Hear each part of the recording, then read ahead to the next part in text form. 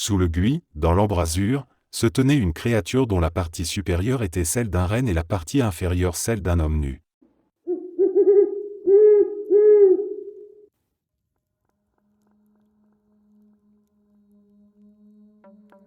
Je vais me débarrasser de ça tout de suite. Je suis un homme adulte qui n'a ni amis ni famille dans un rayon de 200 miles. Ce n'est pas à cause du travail ou des études, c'est un choix conscient. Je n'aime tout simplement pas les gens. Ma femme exécrable et mon père constamment dans le jugement y sont sans doute pour quelque chose. J'ai moi-même des problèmes de colère, mais au moins j'en ai conscience. On peut me traiter d'avare, de grincheux ou de rabat-joie, cela m'est égal. En revanche, on ne peut pas me traiter de fou. Je sais que ce qui se passe est réel et je me sens totalement incapable d'y mettre fin. Tout a commencé il y a une semaine. Je me suis traîné jusqu'à la cuisine comme un zombie pour commencer ma journée avec une tasse de café. En bâillant et en prenant la première gorgée, j'ai remarqué quelque chose dans le salon. J'ai sursauté et juré intérieurement en renversant du café brûlant sur moi. J'ai jeté la tasse dans l'évier avec frustration, sans prêter attention au fracas, puis je me suis accroupi instinctivement en position défensive, les poings levés de façon dérisoire. C'est à ce moment-là que j'ai compris qu'il n'y avait personne chez moi. C'était un sapin de Noël, ou plutôt quelque chose qui était censé en avoir l'apparence. L'arbre était à moitié mort et l'odeur de pain pourrissant m'agressait les narines. J'ai failli vomir en me demandant comment j'avais pu ne pas le remarquer plus tôt. Des termites grouillaient sur toute cette chose maudite. J'ai immédiatement pensé à Malcolm, mon propriétaire. Personne d'autre n'avait les clés de mon appartement et je ne l'aurais pas cru incapable de ce genre de plaisanterie. Ce n'était pourtant pas drôle et je comptais bien l'appeler pour lui dire ce que j'en pensais. Avant cela, il fallait me débarrasser du sapin. J'ai passé près d'une demi-heure à traîner cette énorme chose hors de mon appartement jusqu'au bord de la route. Empestant et couvert de termites, j'ai appelé Malcolm et lui ai laissé un message vocal interminable. Puis je suis allé travailler et j'ai fini par oublier cette farce stupide. Jusqu'au lendemain. Le sapin était de retour dans mon appartement, cette fois décoré de guirlandes électriques rouillées et cassées. L'odeur n'était pas aussi infecte que mon humeur lorsque j'ai rappelé Malcolm. Je lui ai exigé de venir immédiatement. Lorsqu'il est arrivé, il a agi comme s'il n'avait aucune idée de la manière dont le sapin avait pu entrer chez moi. Il m'a demandé si des amis ou de la famille étaient venus me rendre visite. Furieux de le voir faire semblant, je l'ai menacé de contacter ses supérieurs si cela se reproduisait. Malcolm m'a de nouveau assuré qu'il n'y était pour rien, mais qu'il changerait mes serrures et m'aiderait à sortir ce fichu sapin de chez moi. Dès le lendemain matin, j'ai senti l'odeur du sapin avant même d'ouvrir les yeux. Fou de rage, j'ai ouvert la porte de ma chambre et foncé dans le salon. Le sapin était revenu, avec ses lumières cassées et une étoile en forme de pentagramme au sommet. Cette fois, il y avait aussi quelque chose sous l'arbre. Une boîte emballée dans du papier bleu. J'en avais assez. J'ai appelé la police. Les policiers ont emporté le cadeau en le considérant comme un colis suspect et ont laissé un agent surveiller mon appartement pour la nuit. Plus tard dans la journée, j'ai reçu un appel de mon travail. L'un des agents du commissariat m'a informé que la boîte contenait un doigt humain et qu'ils allaient avoir besoin de moi pour un interrogatoire.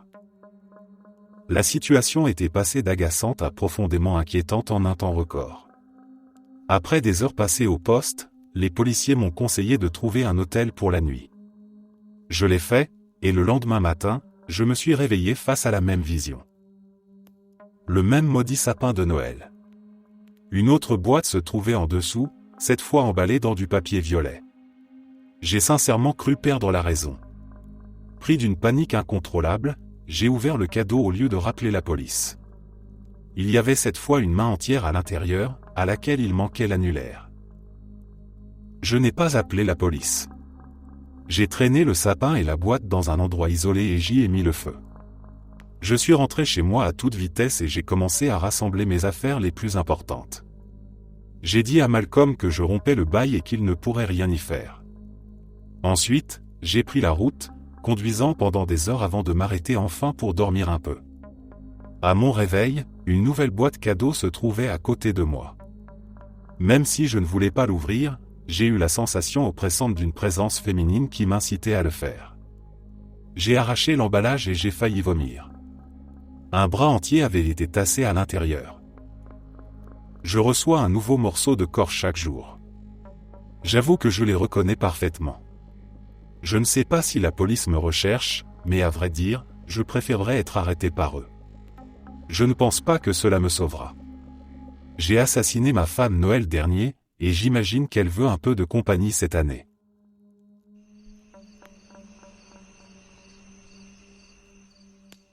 Les ténèbres régnaient sur notre communauté. Pas de lumière, pas de musique. C'était comme si l'année entière serait privée de Noël. Notre maison avait autrefois été la plus lumineuse, le lieu des chants et l'inspiration des fêtes de tous les voisins. Ce n'était plus le cas. Mon mari avait toujours fait les choses en grand pour Noël et installé plus de décorations que quiconque, des guirlandes lumineuses innombrables, des bonshommes de neige gonflables, une arche de sucre d'orge et un Père Noël grandeur nature sur le toit. Nous avions même une crèche, bien que nous fussions athées. Nous aimions simplement Noël et c'était toujours la période où notre famille était à son meilleur. Année après année, lorsque notre fils était devenu adulte, il revenait à la maison pour Noël avec sa propre famille. Ils fabriquaient toujours une carte ensemble, une carte de Noël faite à la main dans une enveloppe dorée. Chacune était un trésor pour moi. J'adorais les dessins des enfants et les messages écrits à la main par ma belle-fille et par mon fils. Ils ne viendraient pas cette année. Pas après l'accident horrible. La température avait chuté brutalement après la tombée de la nuit, et la pluie fine de Pluto avait rendu les routes légèrement verglacées. Parfois, un peu de danger est plus dangereux qu'un grand danger. Je n'étais plus sûr de rien. La douleur était trop intense. Le matin, je ne sortais plus du lit, m'accrochant aux rêves de mon fils et de sa famille. Je voulais vivre dans ses rêves et oublier le monde. Je ne pouvais plus parler ni m'occuper de la maison. Je n'arrivais tout simplement pas à avancer. Mon mari avait continué à travailler, et cela me mettait en colère de voir qu'il semblait gérer la situation. Je savais qu'il souffrait de cette perte, mais il avait guéri et poursuivait sa vie. Moi, je ne guérirais jamais. La vie me semblait être une punition, comme si j'avais commis une faute et que je méritais l'agonie de l'avoir perdue. L'année suivante, à Noël, tout empira. Personne n'installa de lumière. La communauté dans laquelle nous vivions nous avait suivis dans notre deuil, et nous avions cessé de célébrer. Les gens continuaient à organiser leurs fêtes, mais nous n'étions pas censés y aller, et personne ne décorait. Une partie de moi ressentait cela comme un poids supplémentaire, mais je me demandais aussi si je voulais quelque chose de différent. Même si je l'aurais accepté, je n'aurais jamais osé le demander. Mon mari annonça qu'il allait installer le sapin et laisser les cadeaux de notre fils et de sa famille dessous. Je me contentais de hocher la tête sans rien dire. Une part de moi, la petite fille qui avait cru au Père Noël, pensait que leurs esprits pourraient revenir à minuit et vivre Noël une dernière fois. Je m'endormis devant un film de Noël affirmant que n'importe qui pouvait faire un vœu qui se réaliserait la nuit de Noël. Je voulais y croire. Je voulais croire que je pouvais tout effacer par un simple souhait.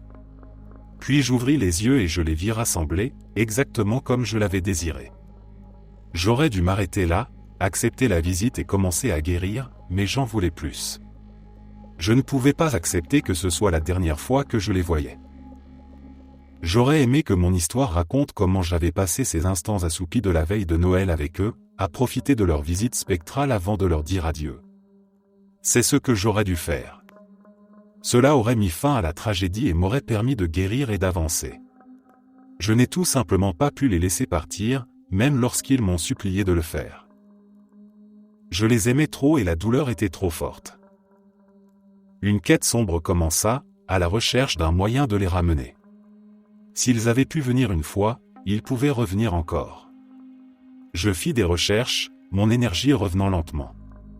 Après presque une année entière de recherche, je découvris l'existence d'une relique capable d'exaucer un vœu. Des occultistes en ligne affirmaient qu'elle était réelle, et tous précisaient qu'ils n'oseraient jamais la toucher, car elle exauçait un souhait mais à un prix terrible. Je devins convaincu de l'existence du toucher de Lazare, une main momifiée qui aurait déjà relevé les morts à de nombreuses reprises depuis des millénaires. Je quittai la maison et conduisis jusqu'à la ville, trouvant la librairie qui avait possédé l'objet de mon obsession. Dans la boutique, j'expliquai au propriétaire que je cherchais la relique qu'il avait vendue, celle qu'il avait annoncée quelques années plus tôt, et je lui demandai à qui elle avait été cédée. Il feignit l'incompréhension. Je lui montrai alors une capture d'écran imprimée représentant une main desséchée, accompagnée de son ancienne annonce la qualifiant d'authentique touchée de Lazare et de la preuve de la vente. Il refusa de révéler l'identité de l'acheteur avec un sourire narquois. Je voulus alors savoir si la relique était réelle. Il affirma que oui, qu'il ne l'avait jamais utilisée, mais qu'elle provenait du domaine Peabody. Il me conseilla de me renseigner sur ce qui s'y était passé et de tirer mes propres conclusions. Un frisson me parcourut, un instinct me suppliant de m'arrêter et de renoncer. J'aurais dû l'écouter. Je repoussai cette appréhension et lui fis comprendre que je savais reconnaître un homme prêt à conclure un marché, et que je ferais n'importe quoi pour savoir où se trouvait la relique. Il sourit d'un air mauvais. J'avais vu juste. Il accepta de conclure un marché avec moi. J'eus l'impression de vendre mon âme, mais je me sentais poussé par le désespoir et la solitude, et rien n'allait m'arrêter. Avec les secrets de l'emplacement de la relique en main, je quittai la boutique en me demandant si je n'avais pas payé trop cher. J'effaçai le libraire de mon esprit et me concentrai sur ma quête.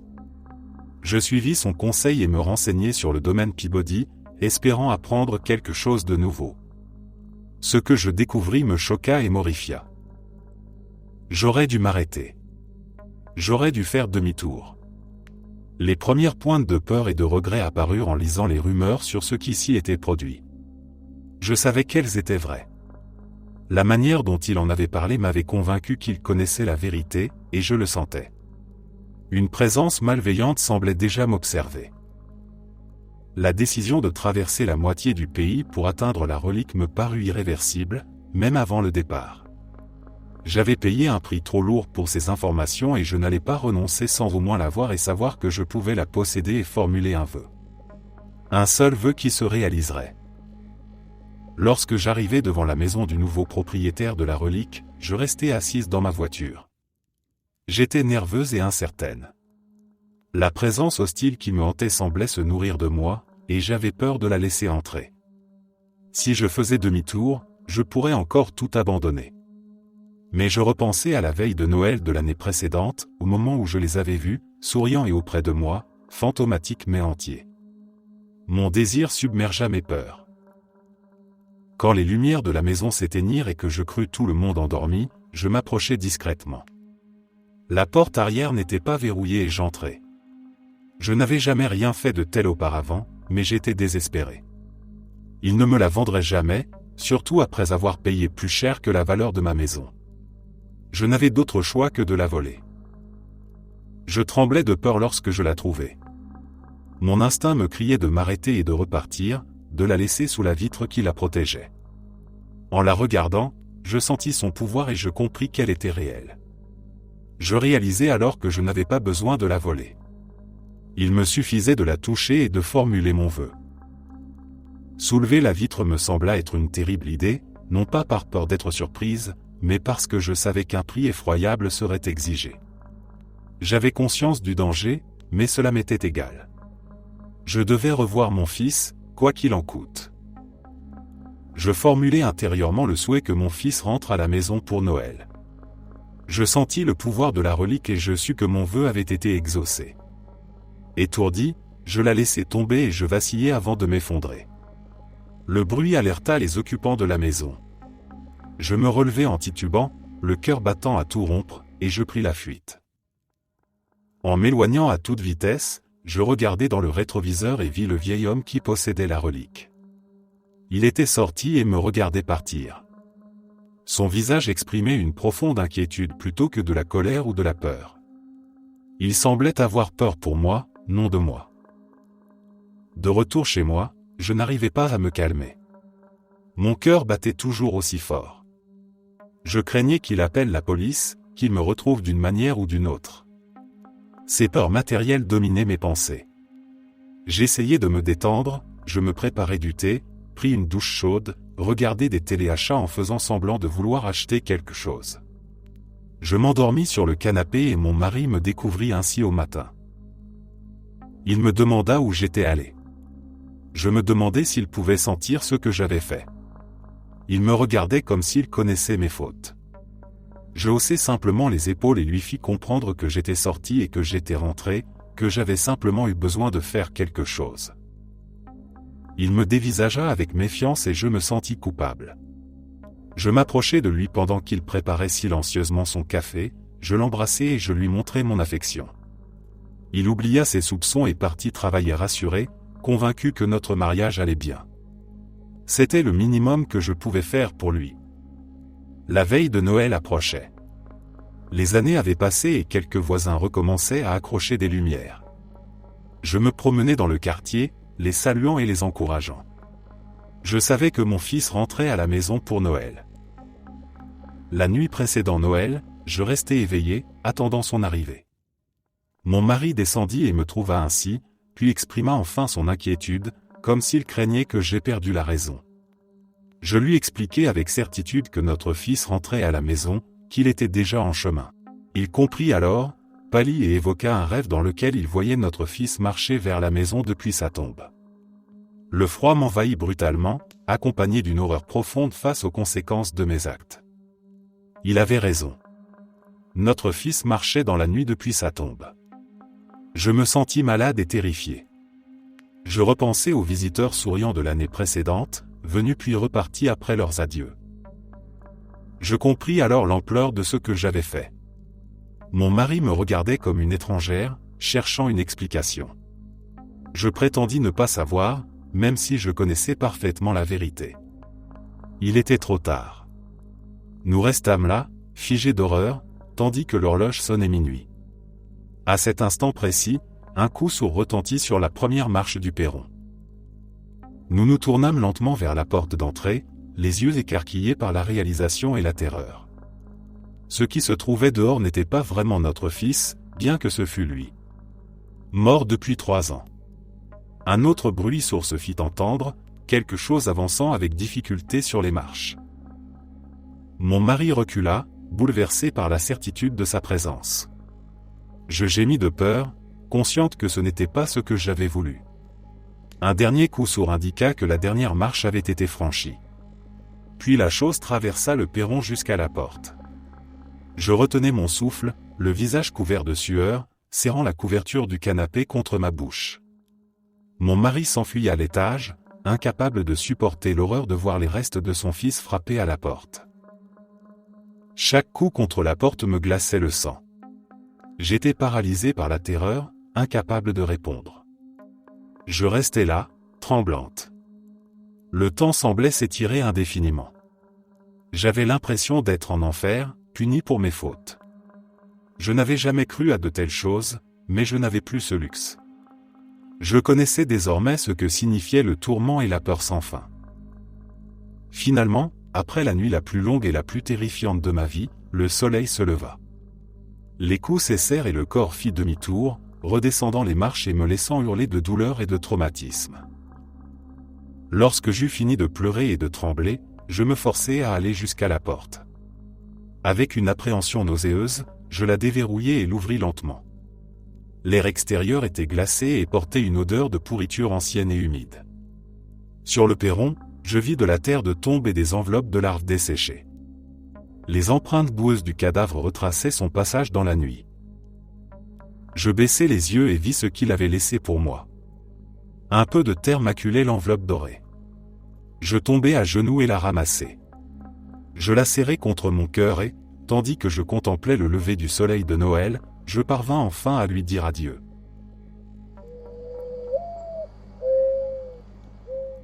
J'ai su que quelque chose n'allait pas quand ma mère a commencé à retourner les photos de famille contre le mur. Nous n'avions rien décoré. Nous n'avions pas fait de biscuits. Une semaine avant le 25, je l'ai vue recroquevillée près de la cheminée au milieu de la nuit, un bloc-notes posé devant elle. Elle passait des appels téléphoniques, parlant à voix basse à chaque membre de la famille comme si elle transmettait une nouvelle terrible. Je suis resté dans le couloir, à l'écouter en secret tandis qu'elle parlait à mon oncle Cormac. Elle lui annonçait que grand-mère allait rentrer à la maison pour Noël. À la lueur des flammes, je voyais ses mains trembler. Ma mère a toujours été superstitieuse. En grandissant, elle m'a appris quantité de règles pour éviter le malheur, comme ne jamais ramasser un peigne trouvé par terre, ne pas envoyer de carte de Noël après un enterrement ou ne jamais poser ses chaussures sur les meubles. Mais la règle la plus précise et la plus grave de notre foyer était toujours la même, ne jamais poser de questions sur grand-mère Aileen. J'ai essayé une seule fois, enfant. Ma mère a fermé tous les rideaux, verrouillé portes et fenêtres pendant des jours et a refusé de m'adresser la parole jusqu'au dimanche. Nous parlions peu, ma mère et moi. Pourtant, chaque année, je revenais pour Noël afin de l'aider à accueillir la famille, proche ou éloignée. L'an dernier, en entrant dans la vieille maison froide de mon enfance, j'ai remarqué qu'elle avait beaucoup vieilli. Ses cheveux étaient devenus blancs, son visage plus pâle, ses taches de rousseur s'étaient perdues dans de profondes rides. Elle était fatiguée, lente et triste. Je crois qu'elle ne dormait jamais. La veille de Noël, j'ai passé la nuit à étaler de la pâte à biscuits pour une liste d'invités toujours plus longue. Il neigeait, et la lumière des lampadaires faisait scintiller les flocons. Du givre dessinait des motifs complexes sur la fenêtre de la cuisine, s'étendant à mesure que la nuit se refroidissait. Ma mère m'a surprise en remarquant que j'avais retrouvé l'ancien livre de recettes. Elle se tenait dans l'embrasure sombre de la porte. J'ai expliqué que nous avions besoin d'un peu d'esprit de fête et que certains membres de la famille attendaient leurs biscuits préférés. Le plancher a grincé. J'ai senti ma mère tout près derrière moi, ses longs cheveux pâles effleurant mon épaule tandis qu'elle regardait le plan de travail. Elle a posé une main fine sur mon bras, froide comme de l'argile. Elle m'a corrigé à propos des noix, rappelant que grand-mère utilisait toujours des noix de pécan. Le simple fait d'entendre ce nom m'a glacé. Quand je me suis retourné, elle avait disparu. Il ne restait qu'un long cheveu blanc à mes pieds. Je ne lui ai rien dit de cette nuit-là. Lorsqu'elle est descendue la veille de Noël, elle a découvert un sapin artificiel sorti du rangement, décoré de vieilles boules dépareillées, une guirlande sur la cheminée et des biscuits disposés sur un plat en porcelaine. Elle n'a rien dit, mais j'ai vu la déception dans ses yeux face à ma tentative maladroite d'apporter un peu de fête dans cette maison misérable et pleine de courants d'air. Quand la lumière a commencé à décliner en fin d'après-midi, la famille est arrivée. Ils entraient un par un, secouant la neige de leurs manteaux. Il n'y avait ni cadeau ni sourire. Mon oncle Sean a posé 2 bouteilles de whisky sur la table. L'ambiance était lourde, chacun semblant vouloir en finir au plus vite. Nous étions une douzaine. Les adultes buvaient depuis tôt et devenaient de plus en plus irritables. Ma jeune cousine Bray, près du feu, avait l'air particulièrement inquiète. Lorsqu'elle a commencé à évoquer grand-mère, ma mère l'a immédiatement réduite au silence. Cormac, déjà bien avancé dans ses vers, a plaisanté d'un ton sombre sur l'inévitabilité de l'arrivée attendue. Bray s'est recroquevillé. Je me suis souvenu d'un Noël semblable, bien avant sa naissance, où ma mère avait transformé la peur en jeu en me demandant de compter les têtes avant de dormir. Le matin suivant, j'avais eu l'impression qu'il manquait quelqu'un. Bray s'est approché de moi pour demander si, quand elle viendrait, quelqu'un devrait partir. Avant que je puisse répondre, Liam a expliqué avec amertume que personne ne partait jamais de son plein gré. Ma mère l'a interrompu sèchement, ajoutant une bûche au feu.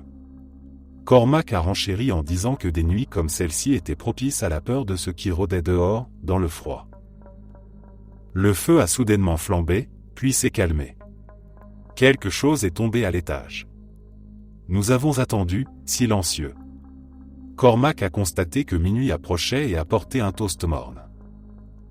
Quand l'horloge a sonné minuit, le pendule s'est figé. Le silence est devenu pesant. J'ai attiré Bray près de moi et lui ai proposé un jeu pour l'occuper jusqu'à ce qu'elle s'endorme, courir dans la maison pour compter tout le monde régulièrement. Elle a accepté avec hésitation, puis s'est mise à compter en tapotant chaque personne. Pendant qu'elle s'occupait, je me suis approché de ma mère, inquiète du rideau qui bougeait sans vent. J'ai expliqué que je montais vérifier un bruit à l'étage. Elle m'a saisi le poignet et m'a tendu une bougie, me pressant d'être rapide. L'escalier grinçait plus que dans mes souvenirs. Arrivé en haut, j'ai senti un froid mordant. La porte de la chambre de ma mère s'ouvrait lentement. Une fenêtre était entr'ouverte, laissant entrer un vent glacé. En la refermant, j'ai aperçu dehors le saule de mon enfance. À sa base, derrière les branches, se dessinait une forme immobile, des jambes pâles flottant juste au-dessus de la neige. Je n'ai pas osé lever les yeux. Au milieu du sol, une brosse à cheveux gisait, sans doute tombée sous l'effet du vent. À côté, un long cheveu blanc. Pour une fois, j'ai décidé de respecter les superstitions de ma mère et de ne rien toucher. En redescendant, j'ai entendu Bray annoncer qu'elle avait compté tout le monde.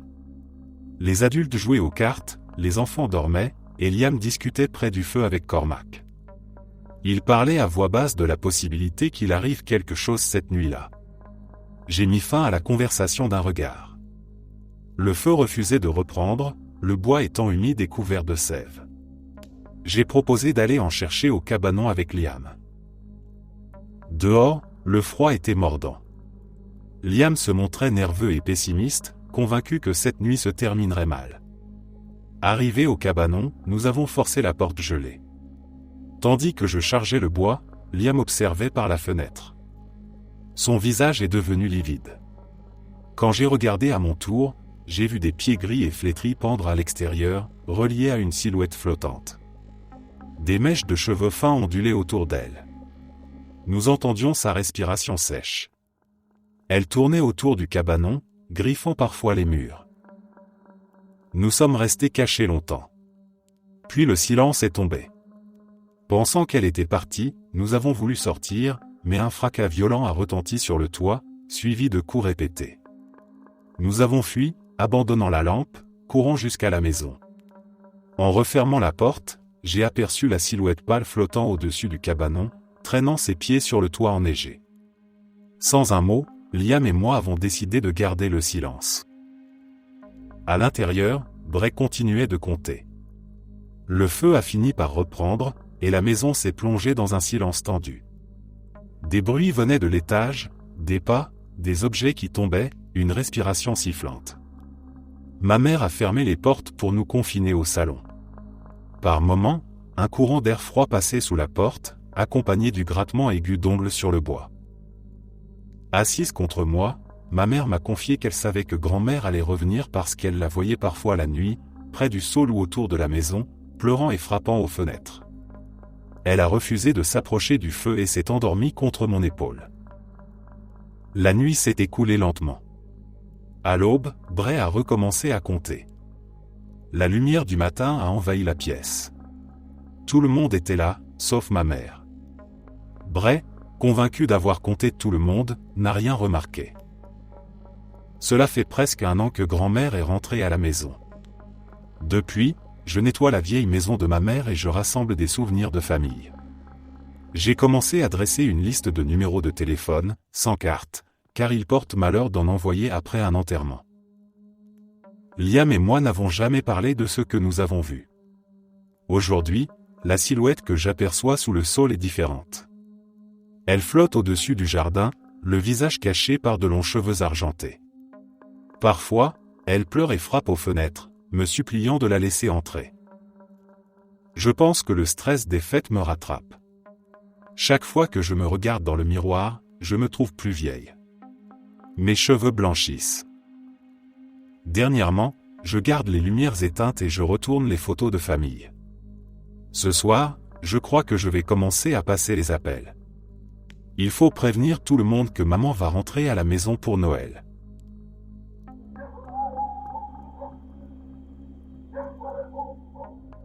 Je rentrais chez moi et la maison était silencieuse. Beaucoup trop silencieuse. J'appelais ma fille, m'attendant comme toujours à être accueilli par un cri de joie et une étreinte, mais aucune réponse ne vint. Je répétais son prénom en avançant vers la salle d'art, le cœur se serrant déjà. Lorsque j'atteignis la pièce, mon souffle se bloqua. L'endroit était ravagé. De la peinture éclaboussait les murs et coulait en lignes épaisses. Des crayons de couleur cassés jonchaient le sol. La dernière œuvre d'Aubrey, un dessin représentant un loup marchant dans la forêt, était déchiré à moitié, presque décapité. Le silence persista quelques secondes, puis un appel à l'aide retentit depuis l'étage. C'était la voix de ma fille. Je me précipitai hors de la pièce, montai les escaliers et entrai dans la chambre principale, persuadé de la retrouver saine et sauve. À la place, mon regard se fixa sur l'écran d'un ordinateur portable. Aubrey apparaissait au centre d'une pièce sombre, attachée à une chaise. Elle était presque méconnaissable, les cheveux emmêlés, le visage couvert de bleu, les vêtements sales. Elle hurlait à l'aide, implorant qu'on la sauve. Je criai que j'étais là, même si la lumière de la webcam était éteinte. L'image trembla légèrement, puis Aubrey leva les yeux vers le plafond et cria de nouveau. Je compris alors qu'il ne s'agissait que d'un enregistrement. Le même clip de 20 secondes tournait en boucle. Une clé USB noire dépassait du port. Je l'arrachai, figeant l'image sur le visage déformé de mon enfant, puis l'écran s'éteignit. La clé ne portait aucune inscription. Je la remis dans l'ordinateur pour en examiner le contenu. Elle ne contenait que 2 fichiers, la vidéo et un document texte. Je l'ouvris. Le message expliquait qu'un chirurgien avait besoin d'une ferme située sur Derry Avenue et que les propriétaires refusaient de la vendre. On me demandait de me faire passer pour un agent immobilier de Pure Serenity Realty afin de l'obtenir. La dernière phrase précisait que si la ferme n'était pas achetée, ma fille le serait à sa place. Je saisis mon téléphone et appelai les urgences. J'expliquai que ma fille avait été enlevée et racontai toute l'histoire. On me répondit vaguement qu'une équipe serait envoyée, puis la communication fut coupée. Personne ne vint jamais chez moi. Après 1 heure d'attente, je décidai d'agir seul. Sur le bureau, des cartes de visite de Pure Serenity Realty étaient posées à côté de l'ordinateur. J'en pris une entre mes doigts. Quelques jours plus tard, la porte de la ferme s'ouvrit sur le même homme fatigué d'une 50aine d'années que j'avais déjà vu auparavant. Cela faisait 5 jours que je n'avais pas vu ma fille. Il ne me restait d'elle qu'un dessin déchiré et une vidéo de 20 secondes. Je tentai encore de lui présenter l'offre, espérant qu'il ait changé d'avis. La ferme était charmante, entourée de collines verdoyantes et de bois. Un peu plus loin, une cabane en bois dépassait de la lisière des arbres, comme si elle nous observait. L'homme refusa une nouvelle fois catégoriquement de vendre. Je quittai la maison abattue et terrorisé. Il fallait absolument faire partir cette famille, et l'argent ne suffisait pas. Il était peut-être temps de recourir à la menace. Cette nuit-là, je me glissai dans la grange, tuai l'un de leurs moutons et pendis son corps. J'étais convaincu qu'il partirait rapidement. Je me trompais. Le soir suivant, je m'arrêtai dans un dîner pour manger. J'étais brisé, désespéré, écœuré par ce que j'avais fait et par mon échec. Une serveuse s'approcha pour prendre ma commande, que je donnai mécaniquement. Pendant qu'elle s'éloignait, mon attention fut attirée par les vieux téléviseurs accrochés au mur. Le journal météo local défilait lorsqu'un grésillement envahit soudain l'écran. L'image changea.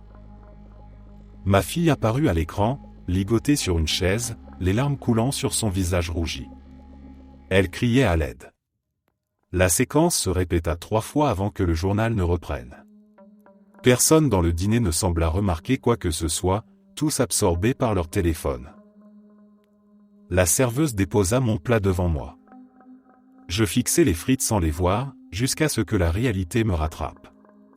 Je sortis en courant du dîner sans manger ni payer, ignorant les appels derrière moi. Mon téléphone vibra dans ma poche. Un message d'un numéro inconnu s'afficha, accompagné d'une photo. On y voyait Aubrey suspendu la tête en bas, hurlant.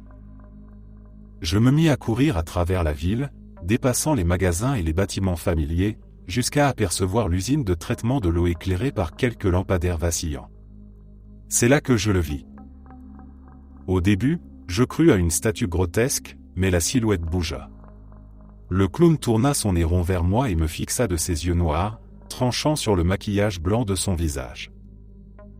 Mon téléphone vibra de nouveau. Un autre message du numéro inconnu indiquait que ma fille pleurait pour son père. Je repris ma course jusqu'à la ferme. Arrivé sur place, je restai immobile dans l'obscurité. La cabane semblait m'attirer silencieusement. Le poulailler se trouvait sur la droite, l'enclos des moutons sur la gauche. Des voix étouffées provenaient de la maison. À la faible lumière du porche, je distinguai l'homme et une jeune femme à ses côtés, probablement sa fille. Ce mot résonna douloureusement en moi. Je regardai la maison, le jardin plongé dans le noir, puis la cabane.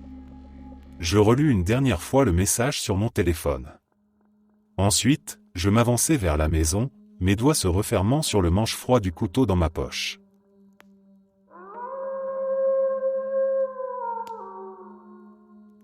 Cory Parker était un bon petit garçon de 6 ans. Il faisait toujours ses corvées et jouait gentiment avec les autres enfants de sa rue pavillonnaire. Cory était dans un état de joie intense. C'était la veille de Noël et il était certain d'avoir mérité sa place sur la liste des enfants sages.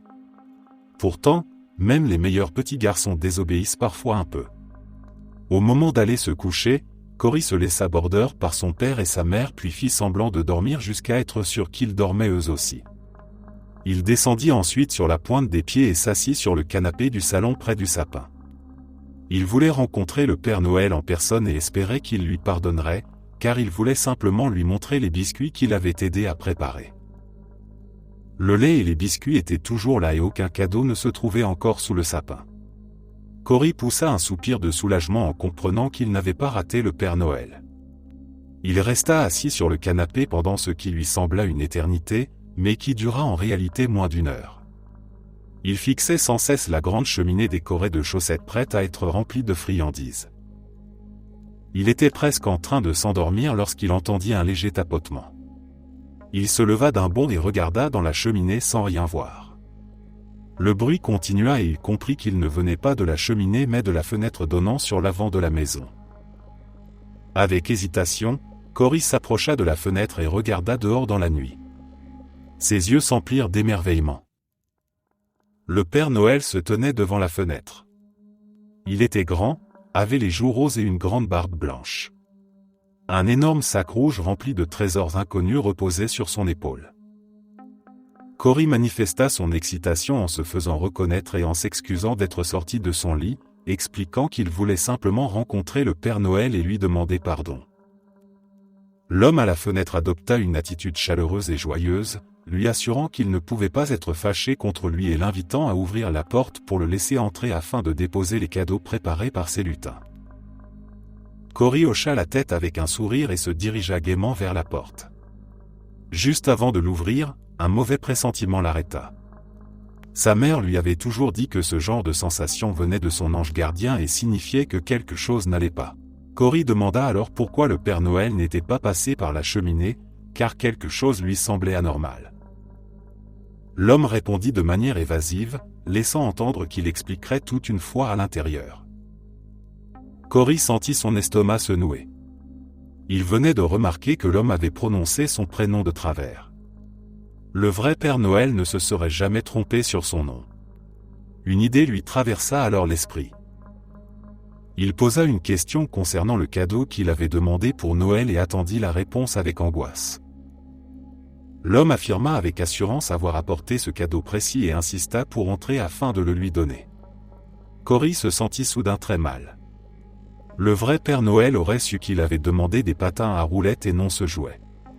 Quelle que soit l'identité de cet homme, ce n'était pas le Père Noël. Cory recula lentement de la porte puis courut jusqu'à sa chambre en ignorant les appels venant de l'extérieur. Il se glissa sous ses couvertures, s'y enfouit profondément et ferma les yeux très fort.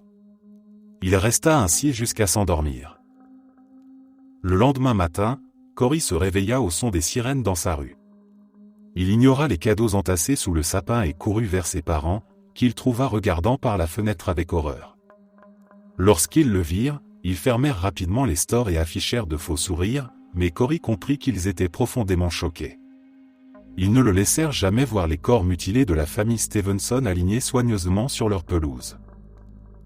La semaine suivante, la police organisa une conférence pour parler de l'affaire.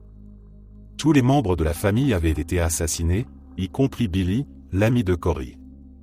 Ce qui déconcertait les enquêteurs était l'absence totale de traces d'effraction dans la maison. C'était presque comme si quelqu'un avait simplement laissé entrer le meurtrier.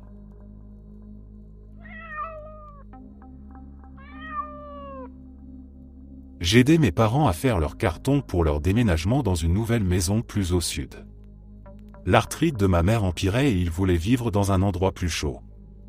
En vidant le placard de mon ancienne chambre, je suis tombé sur un cahier à spirale décoré d'autocollants de Noël et couvert de ce qui ressemblait à des restes écrasés de sucre d'orge.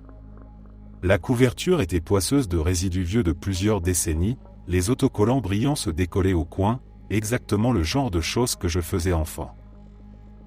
La première page portait une date de décembre 2008, écrite de ma main maladroite d'enfant. Voir ces grandes lettres irrégulières a fait remonter des souvenirs que je pensais avoir oubliés, comme un choc de nostalgie. Je revoyais presque la pointe rêche du feutre que j'utilisais à l'époque. Le texte affirmait avec enthousiasme que le Père Noël existait et qu'il vivait dans notre sous-sol. J'ai failli rire en lisant ça. J'avais une imagination débordante quand j'étais petit. Mais en continuant, mes mains se sont mises à trembler. Mon sourire a disparu, remplacé par un vide angoissant dans l'estomac. Le cahier racontait que je l'avais trouvé en cherchant mes vieux jouets dans le sous-sol. Il était assis derrière les cartons de Noël et portait un manteau rouge comme le vrai Père Noël. Sa barbe était sale et il dégageait une odeur étrange, décrite comme du lait tourné, ce que l'enfant que j'étais attribuait à la fatigue de la distribution des cadeaux. Le texte expliquait aussi qu'il m'avait demandé de garder le secret parce que c'était censé être caché, en disant qu'il avait choisi notre maison spécialement. Je me souvenais de tout cela à présent. Je me souvenais de la fierté que j'avais ressentie à l'idée que ce Père Noël ait choisi notre maison. De l'importance que je croyais avoir. Le souvenir me restait en travers de la gorge tandis que je poursuivais ma lecture. Les pages suivantes décrivaient comment je lui apportais des biscuits et du lait comme on était censé le faire. Il mangeait très vite et demandait parfois autre chose. Je lui avais même donné mon sandwich un jour et il l'avait avalé en 2 bouchées. Le texte mentionnait que ma mère se mettait en colère parce que de la nourriture disparaissait sans cesse de la cuisine, et que lorsque je lui expliquais naïvement que c'était pour le Père Noël, elle me renvoyait dans ma chambre.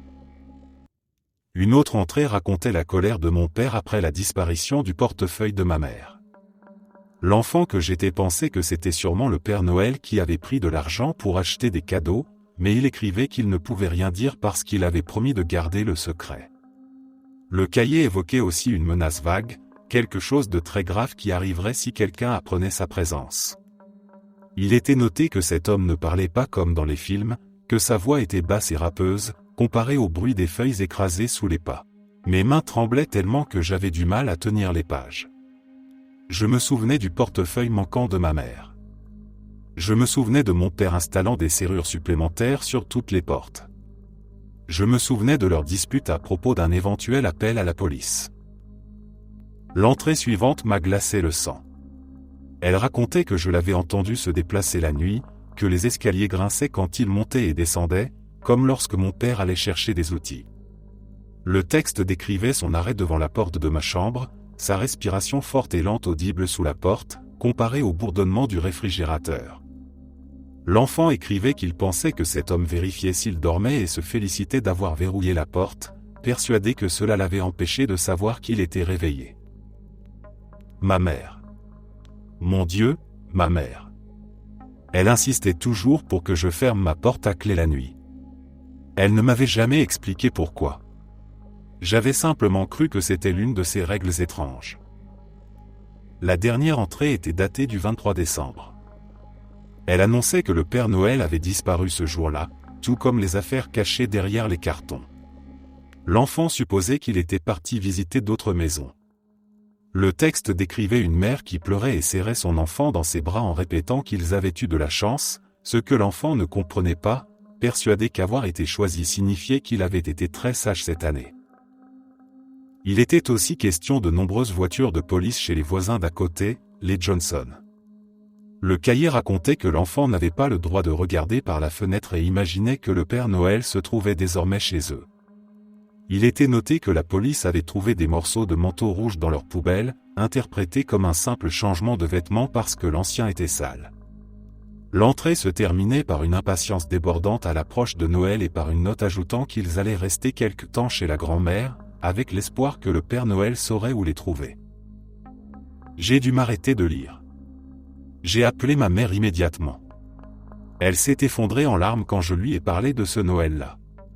À travers ses sanglots, elle m'a raconté la vérité sur les Johnson, sur ce que la police avait découvert, et sur la raison pour laquelle nous n'étions pas revenus dans cette maison avant le jour de l'an. Je suis assis en ce moment dans mon ancienne chambre.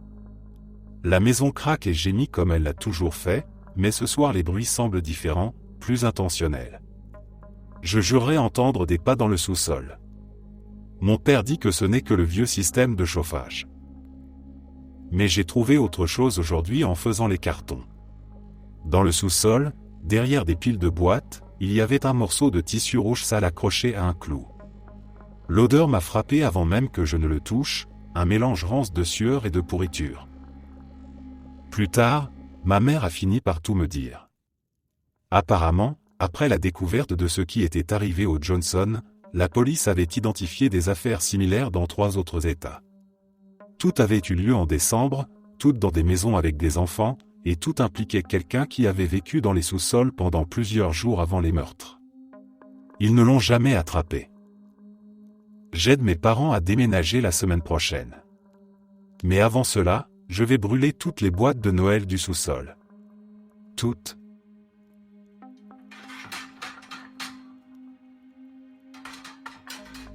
Je crois qu'il est inutile de préciser que le pire cauchemar de tout parent est de perdre ses enfants.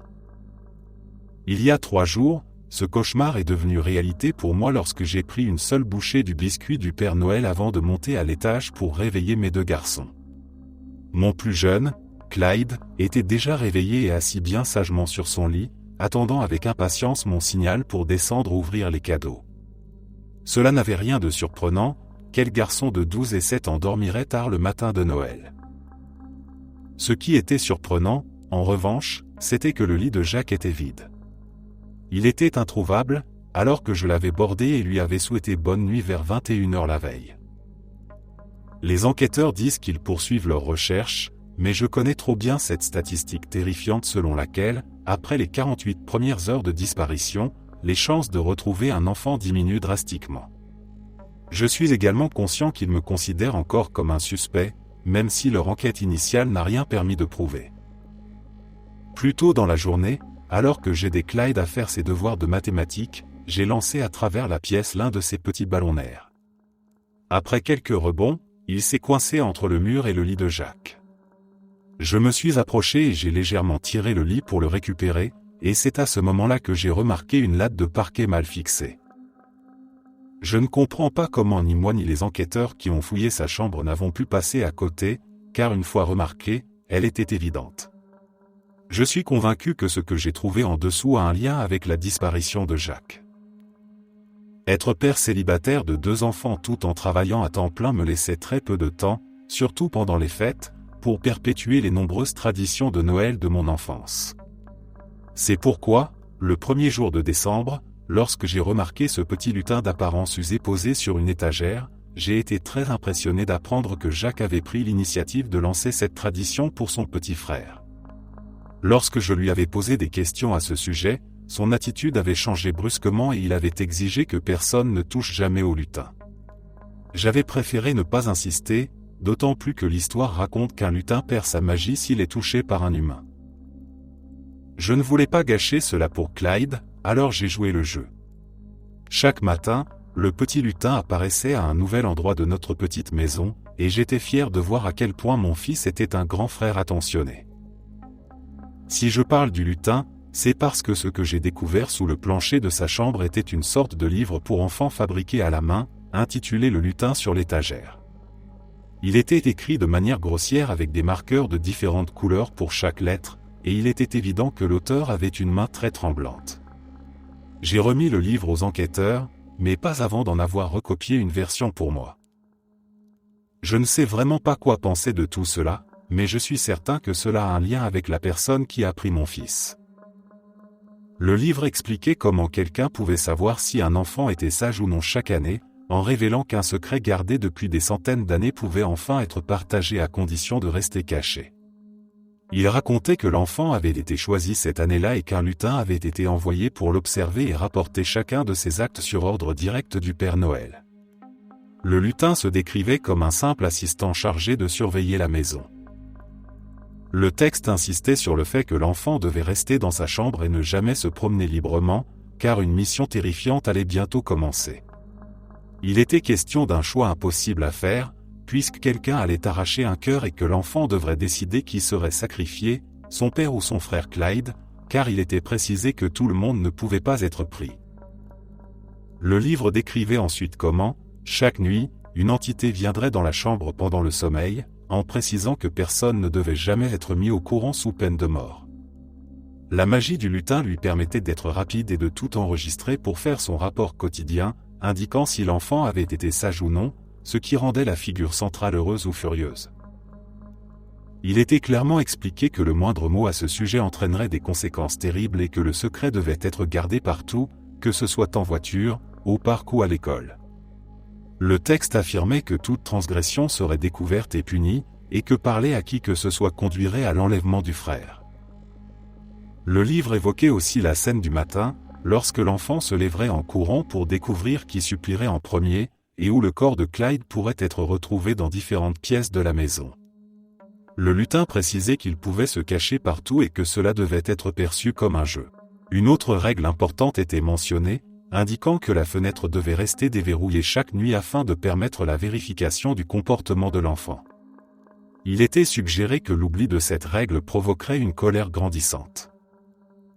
Enfin, le récit expliquait que la mission prenait fin la nuit de Noël, après quoi le lutin et son maître passeraient le reste de l'année au paradis, avant de revenir l'année suivante pendant les fêtes. Le texte se concluait en souhaitant à chaque enfant un endroit sûr où se cacher jusqu'à l'année suivante, moment où la visite recommencerait, cette fois pour Clyde.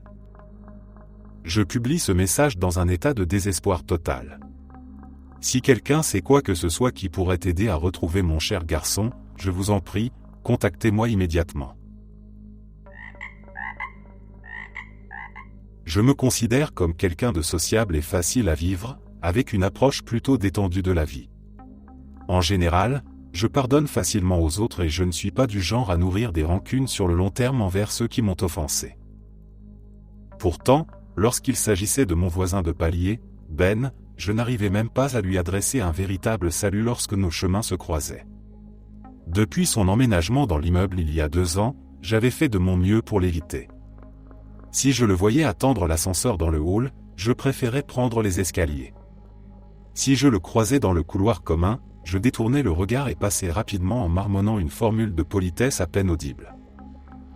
Je ne le détestais pas à proprement parler, mais Ben dégageait une aura étrange qui me mettait profondément mal à l'aise.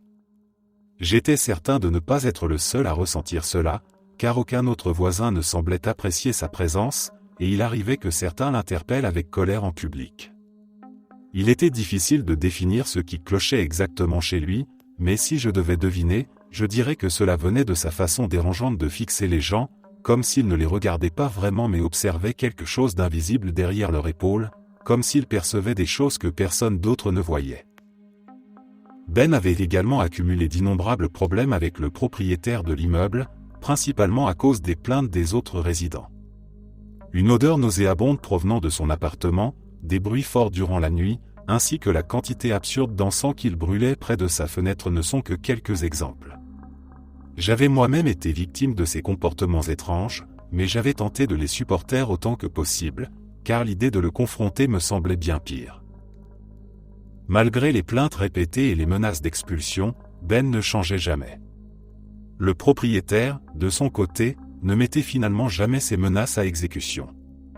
J'avais entendu dire qu'il éprouvait de la pitié pour Ben, sans jamais comprendre pourquoi, jusqu'à il y a environ 1 mois. Je vis dans une région au climat presque tropical, où il ne neige jamais, même en hiver. En revanche, il pleut souvent et il fait froid. Sans sèche-linge, il faut soit faire sécher le linge lentement à l'intérieur, soit l'emmener à la laverie du quartier. J'avais autrefois un radiateur électrique dans ma chambre pour faire sécher mes vêtements, mais après avoir économisé suffisamment pour acheter un sèche-linge, mon quotidien s'était grandement simplifié. C'était lors d'une de ces nuits froides et pluvieuses, alors que je terminais la rédaction de quelques courriels professionnels sur mon ordinateur portable, une tasse de Milo chaud à portée de main, que j'entendis soudain un grand fracas contre le mur séparant mon appartement de celui de mon voisin. Le bruit évoquait un objet lourd projeté violemment de l'autre côté du mur, et je craignis immédiatement que Ben ne soit encore en train de faire quelque chose de bizarre. Pourtant, aucun autre bruit ne suivit. Après quelques secondes de tension, je poussai un soupir de soulagement et repris mon travail. C'est alors qu'un léger mais indéniable coup résonna contre ma porte d'entrée. Je me demandais si cela pouvait venir de Ben, puis pensai qu'il s'agissait plus probablement d'un autre voisin venu s'enquérir du bruit. Cela s'était déjà produit auparavant. Ma porte ne possédait pas de Judas, alors je la déverrouillai et l'ouvris, en prenant soin de ne pas décrocher la grille métallique de sécurité, au cas où la personne dehors serait réellement lui. À ma grande surprise, une femme que je n'avais jamais vue auparavant se tenait sur le seuil. En me voyant, son expression tendue sembla s'adoucir légèrement. Je déverrouillai alors complètement la porte et la grille, et lui indiquai par mon attitude que j'étais disposé à l'aider. Elle ne répondit pas, se contentant de pointer du doigt quelque chose dans le couloir. Pensant qu'elle avait peut-être des problèmes avec sa propre porte, j'essayai de lui expliquer mentalement que seul le propriétaire pourrait l'aider, tout en étant prêt à lui offrir un refuge pour la nuit si nécessaire. Elle demeura silencieuse, le bras toujours tendu. Son comportement commençait à me donner une impression inquiétante, semblable à celle que m'inspirait Ben. Je m'avançai prudemment pour regarder ce qu'elle désignait. Il s'agissait de l'appartement de Ben. Pris de court et ne sachant que faire, je secouai la tête avant de claquer la grille devant elle. Si elle voulait le confronter, elle pouvait le faire seule. Je ne comptais pas me mêler d'ennuis inutiles. Avant que je n'aie le temps de refermer complètement la porte, elle la bloqua soudain en attrapant le bord. Habituellement, un tel geste ne m'aurait pas vraiment irrité, mais ce qui me frappa immédiatement fut le fait alarmant que son bras venait de traverser la grille métallique sans la moindre difficulté. J'avais pourtant fait installer une grille à mailles très serrée après un incident impliquant des singes sauvages ayant envahi l'appartement d'un autre résident. Malgré cela, cette femme avait saisi la porte en un instant, sans forcer ni se contorsionner comme l'aurait fait une personne normale. En regardant de plus près, un frisson d'horreur parcourut mon échine. Son bras ressemblait à un bug de jeu vidéo, comme si une partie de son corps traversait un objet solide. Les barreaux métalliques semblaient passer à travers elle comme s'ils n'existaient pas. Mon esprit se vida complètement et je restai figé, la bouche ouverte, incapable de réagir. Je réalisai alors que, si elle pouvait traverser l'acier aussi facilement, fermer la porte n'aurait de toute façon servi à rien. Mon téléphone se trouvait dans le salon, et je doutais d'avoir le temps de l'atteindre avant qu'elle ne m'attrape. Il n'y avait personne d'autre chez moi, et crier pour alerter les voisins me semblait bien trop risqué. Pendant un long moment, aucun de nous ne bougea. Ce fut sans doute le face-à-face le plus terrifiant de ma vie. Ses yeux pâles et vitreux, que je remarquai alors comme étant étrangement artificiels, semblaient sonder mon âme. Finalement, ses lèvres tremblèrent et s'étirèrent lentement en un sourire démesuré, à la fois horrifiant et fascinant. Je m'étais déjà résigné à une fin atroce lorsqu'elle ouvrit la bouche dans une forme exagérément ronde. Aucun son n'en sortit, mais je compris qu'elle essayait de me faire comprendre quelque chose en mimant des mots. Elle voulait que j'y aille immédiatement. Elle relâcha ensuite la porte et pointa de nouveau vers l'appartement de Ben, me fixant avec un air plein d'attente. Je réalisai seulement alors que j'avais retenu ma respiration tout ce temps. En tentant de calmer mes nerfs, je me dis que, quoi que je fasse, j'étais probablement condamné. Affronter Ben me paraissait cependant préférable à être poursuivi par un fantôme, alors j'ouvris la grille et m'approchai de son appartement avec hésitation. Je frappai à sa porte, essayant de me présenter et de lui rappeler qui j'étais, mais aucune réponse ne vint. Je frappai de nouveau, jetant des regards anxieux vers la femme qui glissait lentement vers moi d'une manière irréelle. Je tentais de lui faire comprendre qu'une femme semblait le chercher, sans oser employer de termes trop explicites. Le silence persista, ce qui ne fit qu'accentuer mon malaise. Je finis par abandonner les coups et tenter la poignée, qui céda avec un déclic. L'intérieur était plongé dans l'obscurité totale, et une odeur de renfermé flottait dans l'air. En allumant la lumière, qui mit un instant à fonctionner, je découvris une large flaque rouge vive sur le sol sale et manquai de hurler. Ben était affaissé contre le mur, du sang s'écoulant d'une profonde entaille sur son front. À ses pieds se trouvait un support métallique renversé, du genre utilisé pour soutenir des perches à linge. Même sans connaissance médicale, il était évident que son état était critique. Pris de panique, je courus chercher mon téléphone afin d'appeler les secours, oubliant un instant la nature surnaturelle de la femme. Les ambulanciers arrivèrent finalement et transportèrent Ben aux urgences. Dans le chaos provoqué par les sirènes et les voisins réveillés en sursaut, la femme disparut sans laisser de traces. Je finis par l'oublier, jusqu'à plus de 2 semaines plus tard, lorsque Ben rentra enfin chez lui. Un soir de pluie, il frappa à ma porte et me tendit une boîte de chocolat, affichant un sourire timide et inhabituel. Il m'expliqua que ce cadeau venait de May, pour me remercier de lui avoir sauvé la vie. Lorsqu'il mentionna son prénom, je sentis ma gorge se nouer. Il précisa ensuite qu'il s'agissait de sa petite amie, et qu'elle se tenait juste derrière moi à cet instant, sans être certain que je puisse la voir. Lorsqu'une sensation glaciale se pressa contre mon dos, je n'eus aucune envie de me retourner pour vérifier. Je le remerciai maladroitement et commençai à refermer la porte lorsqu'il m'indiqua précipitamment que May souhaitait organiser un dîner de Noël et espérait que je me joigne à eux le soir du réveillon. À en juger par les frissons incontrôlables parcourant mon corps, je doutais fortement de pouvoir refuser cette invitation sans conséquences funestes. Après son départ et la disparition de la sensation glacée, je refermai la porte et me retournai, pour découvrir la femme debout juste devant moi. Je sursautai violemment, ce qui sembla la décevoir, avant qu'elle ne traverse le mur pour retourner dans l'appartement de Ben. Ce ne fut pas la dernière fois que May me terrorisa. Depuis ce jour, elle hantait mon appartement presque quotidiennement, au point que je reçus même une plainte pour avoir réveillé les voisins du dessous avec mes cris nocturnes. Ben m'expliqua plus tard qu'elle s'était attachée à moi et qu'elle était ravie que quelqu'un d'autre puisse enfin la voir. Avant que je ne puisse lui demander comment cela était possible, elle apparut soudain entre nous et s'agrippa à mon cou comme un énorme félin de glace. Sans que je m'en rende compte, le réveillon de Noël arriva. Tandis que beaucoup profitent d'un dîner chaleureux entouré de leurs proches, il semble que je passerai la soirée avec mon voisin étrange et sa petite amie tout aussi étrange. J'ai demandé aux infirmières de ne pas diffuser de musique de Noël dans l'unité de soins intensifs. Elles m'ont expliqué que la décision venait de la direction et que cela ne dépendait pas d'elles, mais un aide-soignant a fini par avoir pitié de moi et m'a apporté des bouchons d'oreilles. C'était mieux que rien. Au moins, cela faisait cesser les tremblements. J'étais encore trop faible pour bouger du lit. Je devais raconter mon histoire par dictée vocale. Mais avant tout, il fallait que je décide par où elle commençait. Est-ce que tout avait débuté avec le cadeau anonyme, parfaitement emballé dans du papier doré et un ruban rouge, avec la carte et la bougie qu'il contenait? Ou bien était-ce encore plus tôt, lorsque la saison des achats de fin d'année avait commencé dans la boutique du centre commercial que je dirigeais?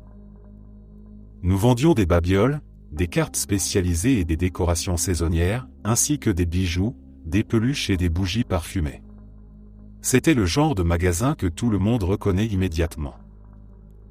Sans surprise, la période des fêtes était la plus chargée de l'année. J'avais besoin de tout le personnel pour décorer la boutique le dernier week-end d'octobre. Si nous n'arrivions pas à remettre les comptes dans le positif, cela pouvait coûter leur emploi à tout le monde. Si je devais être présent, mes employés le devaient aussi. Nous formions une équipe, et faire partie d'une équipe signifiait parfois renoncer à son samedi de repos pour venir accrocher des décorations. Les sacrifices faisaient partie du travail. Malgré tout, les employés se plaignaient beaucoup en installant la fausse neige dans la vitrine et en préparant le présentoir de décoration de collection. Je leur ai rappelé que je payais $1 de plus que le salaire minimum, soit 8,25 $ de l'heure, et que leur contrat était à volonté. S'ils n'étaient pas contents dans ma franchise, ils pouvaient aller voir ailleurs.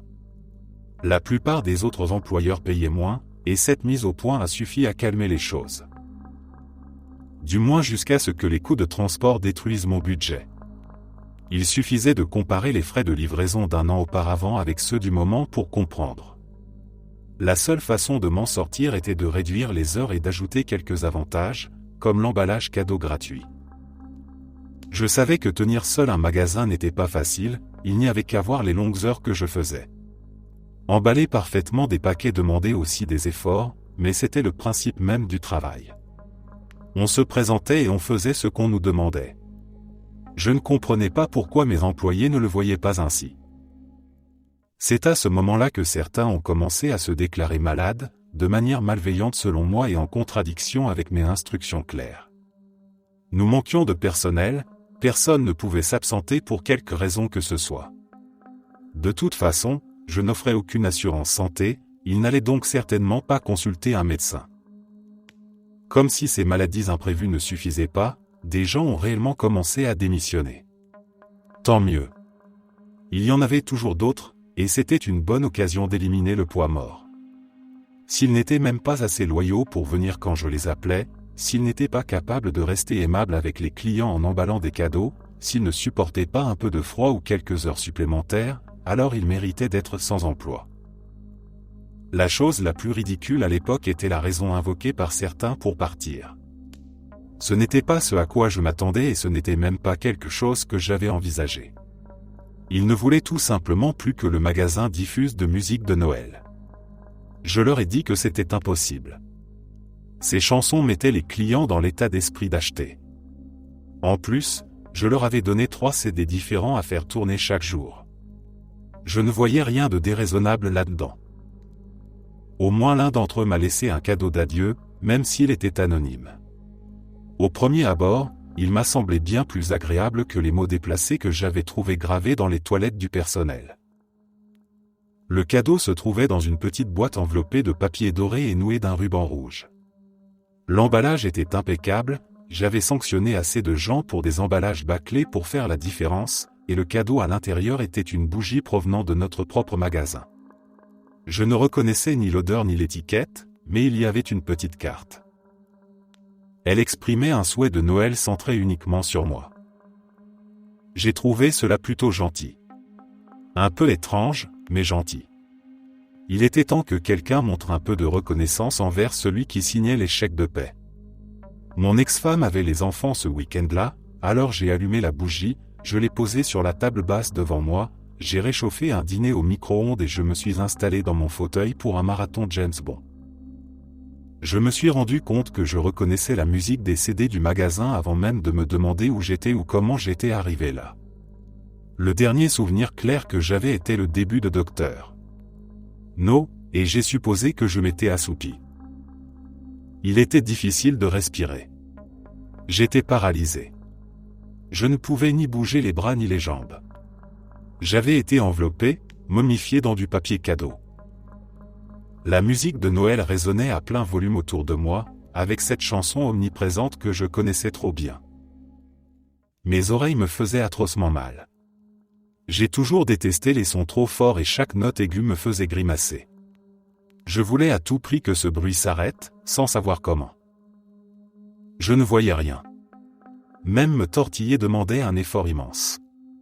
Cela me faisait transpirer, puis paniquer à l'idée que je manquais d'air.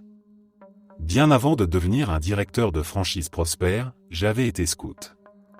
Une fois, lors d'une sortie en spéléologie, l'un des garçons les plus corpulents s'était coincé dans un passage étroit. Nous nous étions moqués de lui, de son impuissance, de ses contorsions, de ses boutons qui sautaient, même du fait qu'il s'était fait dessus de panique. À l'époque, je m'étais dit qu'il aurait dû manger moins de sucreries. Ce n'était plus drôle du tout quand c'était moi qui ne pouvais plus bouger, les poumons vides et la vessie pleine. Le papier était si serré que j'en avais le goût sur la langue. En forçant légèrement la tête de haut en bas, je pouvais fragiliser un peu l'emballage, mais même ce minuscule mouvement m'épuisait. Je ne savais pas combien de temps j'avais continué ainsi. La piste du CD a fini par se bloquer et se répéter, ce qui me faisait encore plus souffrir. Je me suis évanoui plusieurs fois à cause de l'effort et du manque d'air, pour me réveiller ensuite grelottant, couvert d'urine, de sueur et de bave. La pièce était glaciale. Il a fallu des heures avant que je puisse froisser suffisamment le papier pour respirer correctement. Puis des jours avant de parvenir à libérer mes bras et mes jambes en les tordant contre l'emballage jusqu'au sang. Quand j'ai enfin retiré le papier de ma tête, il faisait toujours complètement noir, à l'exception de la petite lumière clignotante d'un lecteur CD qui semblait se moquer de moi. Dès que j'ai pu bouger, je l'ai fracassé. Des lumières aveuglantes se sont allumées au plafond. Puis la musique a repris. Elle venait de partout. Il devait y avoir des haut-parleurs dissimulés dans les murs. J'ai cru que mes oreilles allaient saigner. Je l'espérais presque, pensant que cela atténuerait au moins un peu le son. Je me suis bouché les oreilles et j'ai observé ce qui m'entourait. C'était une sorte d'enfer de Noël. La fausse neige au sol m'arrivait parfois jusqu'aux genoux, et il y avait assez d'arbres en plastique pour remplir un conteneur entier. Des cartons s'empilaient jusqu'au plafond de béton nu. Devant cette forêt artificielle se trouvait un petit paquet, enveloppé de papier doré et attaché avec un ruban rouge, exactement comme la bougie. Les doigts tremblants, je les déchirai. À l'intérieur, une carte de Noël anonyme ne contenait que 2 mots évoquant la décoration des halls. Sous la carte se trouvait une part de gâteau, du genre que j'achetais pour les anniversaires des employés parce qu'il était toujours en promotion. Il était rassis depuis des jours, mais je n'avais rien mangé depuis au moins aussi longtemps. Mon estomac a gargouillé, et ce minuscule dessert n'a rien apaisé de ma faim. Il ne sert à rien d'entrer dans les détails de toutes mes tentatives d'évasion. Il suffit de dire qu'elles ont toutes échoué. La musique et la climatisation soufflaient de toutes parts. J'avais extrêmement froid, au point de ne même plus entendre mes dents claquer à cause des chansons dites festives. J'ai fini par improviser des vêtements avec le papier cadeau souillé et par les isoler avec de la fausse neige. J'ai trouvé des costumes de Père Noël dans l'un des cartons. Même en les enfilant par-dessus mon ridicule accoutrement de papier, je grelottais encore. Il m'a fallu très longtemps pour comprendre qu'il n'y avait qu'un seul moyen d'obtenir plus de gâteaux. Décorer des sapins de Noël avec des doigts tremblants n'était pas facile. C'était encore pire quand, à chaque fois qu'une décoration tombait ou n'était pas placée correctement, un avertisseur sonore retentissait. Alors le volume de la musique augmentait et la pièce devenait un peu plus froide. C'est ainsi que j'ai compris que quelqu'un me regardait travailler, une sorte de Père Noël sadique surveillant son lutin tremblant. Lorsque je terminais un arbre, une trappe s'ouvrait dans le mur. Je me précipitais vers elle en criant de toutes les forces qu'il me restait. Un morceau de gâteau rassis était projeté à travers l'ouverture, accompagné d'un gobelet de café froid qui s'écrasait sur le sol. La trappe se refermait avant que je puisse y glisser mes doigts engourdis. Je m'effondrais alors sur le béton glacé et je pleurais. 2 jours. 2 jours de cette musique infernale, 2 jours de travail dans le froid pour rendre l'arbre absolument parfait, et voilà tout ce que j'obtenais. Un morceau de gâteau et un peu de café renversé que je devais lécher sur le béton comme un chien. C'était écœurant, mais j'avais besoin de liquide. Il restait toute une pièce remplie de sapins. Guirlandes, boules, interminables fils lumineux. Étoiles, anges, pommes de pin, sucre d'orge et objets de collection. Chaque fois que les décorations n'étaient pas espacées correctement ou que je travaillais trop lentement, je subissais la sanction, avec le signal sonore, le volume plus élevé et le souffle d'air glacé. Si je faisais une grosse erreur, le morceau de gâteau devenait encore plus petit. À la fin de la première semaine, j'avais terminé environ la moitié des arbres, et ma santé ainsi que mon audition étaient irrémédiablement endommagées. Nuit et jour, la musique ne s'arrêtait jamais. Les lumières blanches et violentes ne s'éteignaient jamais. Le froid, le bruit et la lumière rendaient presque impossible le sommeil jusqu'à ce que je m'effondre d'épuisement. Si je dormais trop longtemps, je subissais la punition habituelle. Je n'avais aucun moyen de le savoir, mais trop longtemps semblait signifier plus que quelques minutes. Ensuite, il fallait se remettre au travail. Je ne recevais pas les nutriments nécessaires et je devenais chaque jour plus faible. Il a dû me falloir plus de 10 jours pour achever le second groupe d'arbres à la satisfaction de mon bourreau. Lorsque j'ai placé l'étoile finale au sommet du dernier arbre parfait, je voyais ma respiration former des nuages autour de moi. Mes doigts étaient bleus. J'ai reculé en titubant, attendant que quelque chose, n'importe quoi, se produise. Mais le CD continuait à jouer, comme si même la fin du monde ne pouvait l'arrêter. J'ai craqué. Je ne me souviens pas très bien de la suite, mais quand j'ai repris conscience, j'étais allongé au milieu d'un champ de destruction, avec des aiguilles de plastique et des décorations brisées partout autour de moi. À en juger par ce qui entourait mon cou, j'avais essayé de me pendre avec des guirlandes lumineuses. C'était comme si la personne qui m'avait enfermé m'avait oublié. Le gâteau et le café étaient répugnants, mais ils me maintenaient en vie. L'avertisseur ne sonnait plus et la trappe ne s'ouvrait plus. Il n'y avait qu'une seule explication. J'avais enfin été abandonné à la mort. Plusieurs jours plus tard, la police a défoncé la porte pour me sauver. Apparemment, l'ancien employé mécontent qui m'avait kidnappé avait été arrêté lors d'un simple contrôle routier, alors qu'il se rendait au sous-sol abandonné où j'étais retenu. Il avait déjà un lourd casier judiciaire et, comprenant qu'il n'allait pas être relâché de sitôt, il a avoué où il m'avait enfermé. Il a déclaré qu'il ne voulait pas me tuer. Il voulait simplement que je comprenne ce que cela faisait. On pourrait appeler cela mon petit miracle de Noël. Les infirmières m'ont expliqué que lorsque l'on m'a sorti de là, j'étais en quasi-hypothermie et à peine conscient. Je n'aurais pas survécu une journée de plus, et pourtant. Elles m'ont dit que je chantais avec la musique.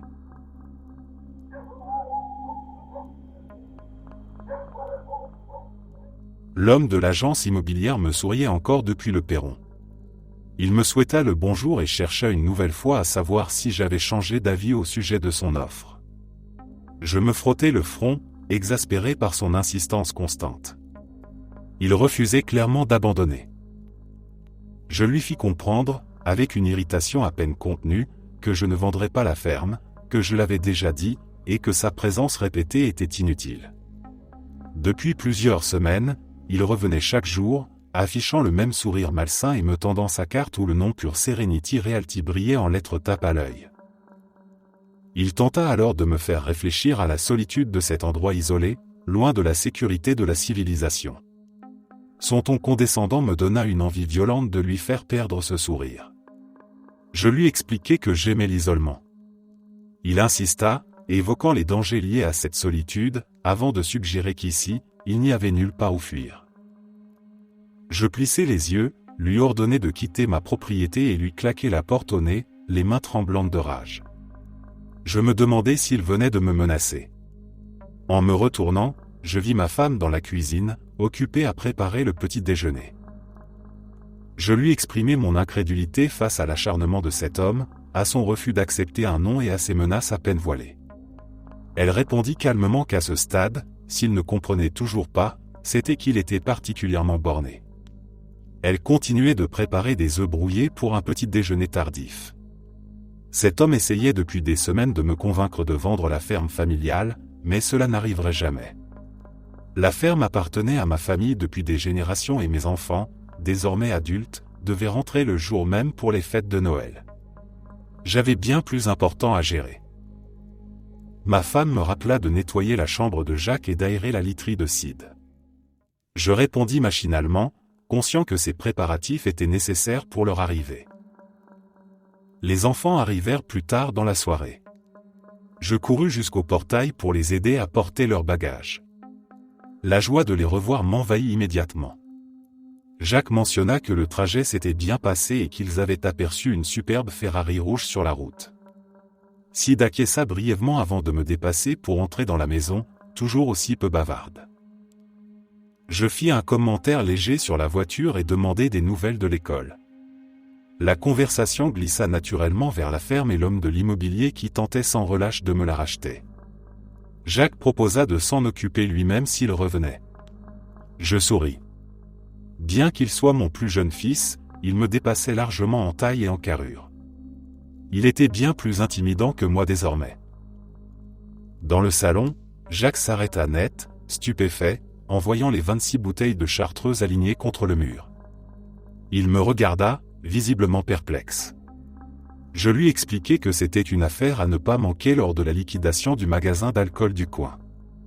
Il en prit une avec un sourire, estimant que je ne remarquerais pas l'absence d'une seule bouteille. Sid monta déjà à l'étage et se plaignit du manque d'aération de sa chambre. Ma femme lança un regard entendu dans ma direction. Jacques monta à son tour avec ses affaires et sa bouteille. Je soupirai. Jacques et moi étions très proches, presque comme des amis. Sid, en revanche, me semblait distante, comme une parente éloignée que l'on ne voit qu'aux réunions de famille. Elle répondait peu et brièvement. Je savais qu'elle n'était pas impolie, mais j'aurais aimé qu'elle se confie davantage. C'était ma fille, après tout. Ma femme appela les enfants pour leur dire de se mettre à l'aise et d'aller se laver avant le dîner. Elle préparait des lasagnes maison, leur plat préféré. Je souris, convaincu que Noël serait merveilleux.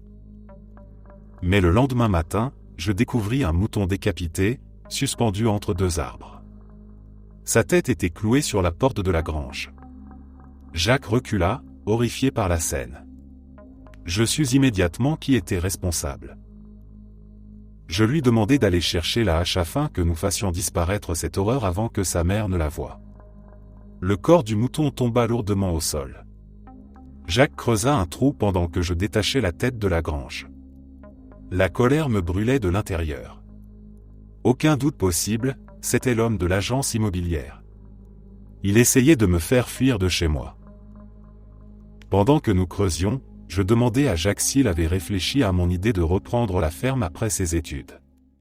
Il hésita, cherchant ses mots, et finit par admettre que la vie ici ne lui offrait rien de nouveau. Il aimait la ferme, mais voulait découvrir autre chose, voir le monde, vivre différemment. Je lui dis que je comprenais, même si cela signifiait que je n'avais personne pour reprendre la ferme plus tard. Il suggéra alors de demander à Sid. Je faillis rire. Imaginer ma fille faire des travaux agricoles me semblait absurde. Jacques me rappela alors qu'elle n'était pas fragile et que si je prenais le temps de vraiment lui parler, je m'en rendrais compte. Nous terminâmes d'enterrer le mouton en silence, ses paroles continuant de me hanter. Nous tentâmes de reprendre une journée normale. Noël approchait et la famille était réunie, cela devait être un moment heureux. Pourtant, le doute persistait, à propos de Sid et de cet homme inquiétant. Après le dîner, je demandai à Sid de me parler dehors. La ferme était plongée dans le froid et l'obscurité. Je lui racontai la découverte du mouton mutilé et lui expliquai que je pensais que quelqu'un cherchait à nous chasser de la ferme. Elle devint plus sérieuse et me demanda si j'avais contacté la police. Je lui répondis que nous réglions les choses nous-mêmes ici. Elle voulut savoir si je savais qui était responsable. Je lui expliquai que j'avais une idée. Avant que je puisse lui dire ce que j'attendais d'elle, un cri déchira la maison. Nous nous précipitâmes à l'intérieur. Amanda était affalée sur le sol de la cuisine, une main pressée contre son ventre. Un couteau ensanglanté gisait à ses côtés. Elle tenta de désigner la porte en murmurant qu'un homme l'avait attaquée. Jacques arriva en courant et resta pétrifié devant la scène. Je restai figé, incapable de réagir, fasciné malgré moi par la tache rouge qui s'étendait sur la robe de ma femme.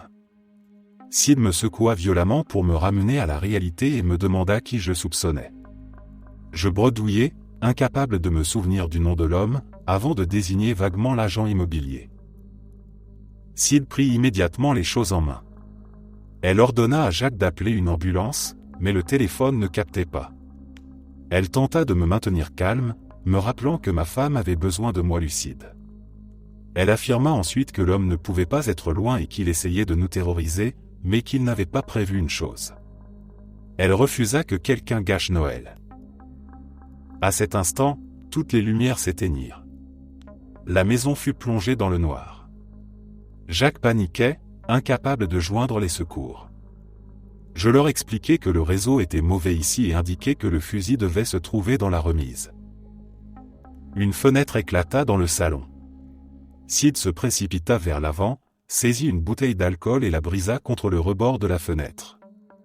L'odeur épicée et sucrée me rappela les Noëls d'autrefois, lorsque les enfants étaient petits.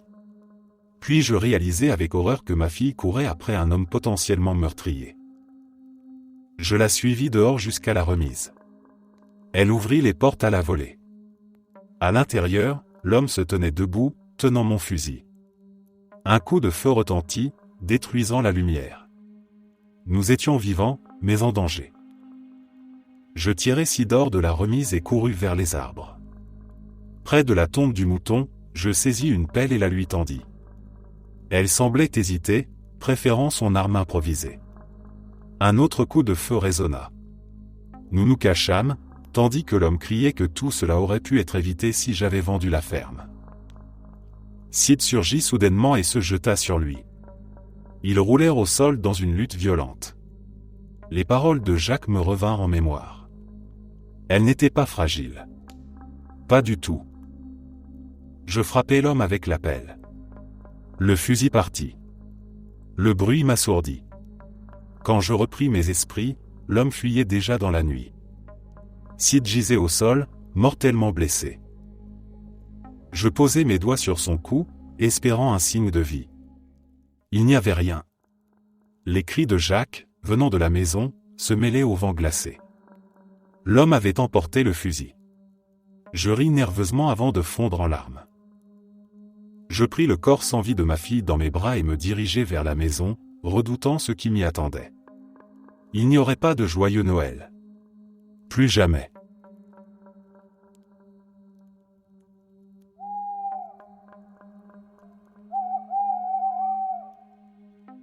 Il restait 1 heure avant minuit lorsque John traversa le salon en courant pour annoncer le compte à rebours. Je jetai un coup d'œil vers le petit placard du couloir. La porte avait été retirée et appuyée contre le mur d'en face comme toujours, et le buis était suspendu au centre de l'embrasure. Le placard était vide et aucune lumière n'en provenait. Je serrai mon verre d'eau, nerveux. Je ne buvais jamais lors de la fête annuelle. Ce que nous allions voir était déjà suffisamment terrible à jeun, et je n'osais même pas imaginer ce que cela donnerait sous l'effet de l'alcool. Je regardais Mel, qui fumait un joint comme chaque année. Je ne savais pas comment elle arrivait à supporter ce qui se passait cette nuit-là, mais peut-être que l'état dans lequel elle se mettait l'aidait à encaisser ce qu'elle voyait. John retraversa le salon en vérifiant que toutes les fenêtres étaient bien verrouillées et que les rideaux étaient tirés. Il testa ensuite la poignée de la porte d'entrée en la secouant et en tirant dessus pour s'assurer qu'elle était bien fermée, puis se dirigea vers la cuisine. Nous autres, Ben, Alma, Mel et moi, restions assis dans le salon en silence. Même après avoir vécu cela chaque année pendant les 3 dernières années, on ne s'y habituait jamais vraiment. Les horreurs auxquelles nous allions assister cette nuit-là n'auraient rien à voir avec celles des années précédentes. Nous avions hérité de ce rituel de nos parents, qui nous l'avaient transmis lorsque nous avions eu 18 ans. Depuis, chaque année, la veille de Noël, nous nous réunissions chez John pour nous assurer que toutes les horreurs des fêtes restent loin du reste du monde. La nourriture et les drogues n'étaient là que pour nous distraire, même si cela fonctionnait rarement. Nous nous retrouvions la veille de Noël, quelques minutes avant minuit, et nous restions enfermés dans la maison de John jusqu'à minuit le soir de Noël. Cela ne commençait jamais exactement à la même heure, mais jamais avant 13 heures le soir du réveillon.